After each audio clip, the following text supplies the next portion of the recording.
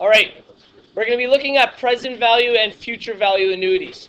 So we just talked about this, and our question, we said a lady named Betsy needed to invest money so that in the future she could put down $25,000. So because we know she needs that amount in the future, that means we're talking about a future value annuity. So which of these variables here or acronyms stand for future value? FV, that's right. And what value are we going to put in there?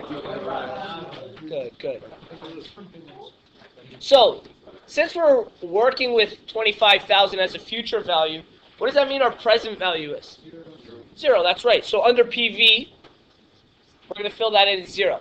Now, because our calculators do a lot of the calculation for us, this one specifically asks for our percentage per year. So we don't have to actually break it into I. Okay. So what value is our percentage? What is the percentage rate per year? That's right, good. 9.2, right here. Okay. So we've dealt with 2 pieces of the information. What about this third piece of information? Okay. Quarterly compounded. CPY. What does CPY stand for? That's right. So our compound, so it's compounding periods per year, are quarterly. And quarterly is what number? How many times a year? 4. That's right. So this number is going to be 4. Put it in brackets here. Now, this is what's important, because this is different from our mortgages. Because this is annuity, when are our payment periods set? With mortgages, they would always tell us, right? Our compounding period was semi-annually, and our payments were monthly. They've only given us one thing here, quarterly. So with annuities, our payments are always when we're compounding. Okay? So if it compounds quarterly, that means our payments are quarterly. If it compounds monthly, our payments are monthly. So for an annuity, which is essentially what that quiz was, our payments per year and our compound periods per year are identical. Okay, and that's why that calculator, once you put one value in, usually inserts that value to the next one, because it's used to working with annuities. Okay, so for an annuity, both those values are going to be the same. The last thing we got to figure out is our N.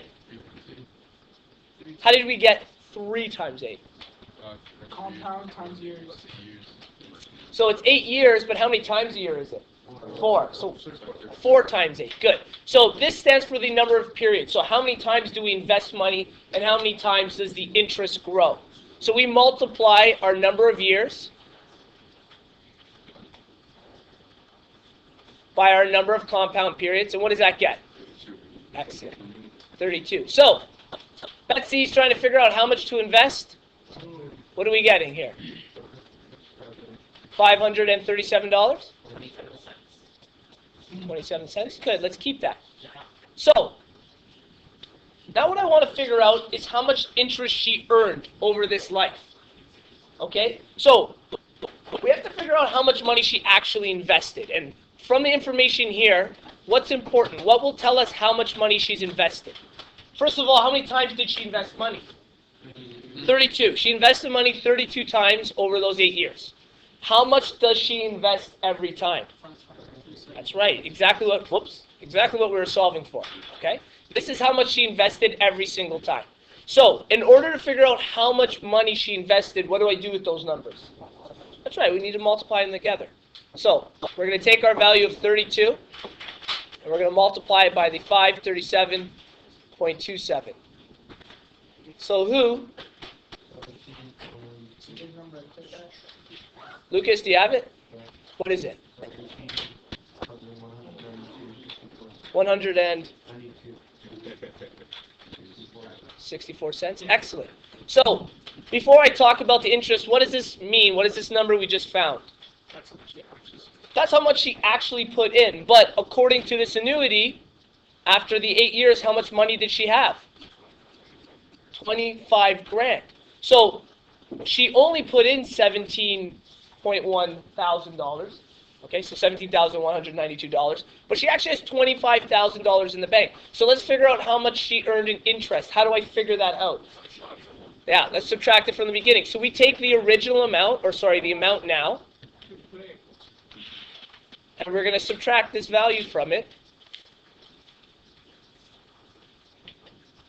So how much money did she earn in interest over those 8 years? At 70? 0.7.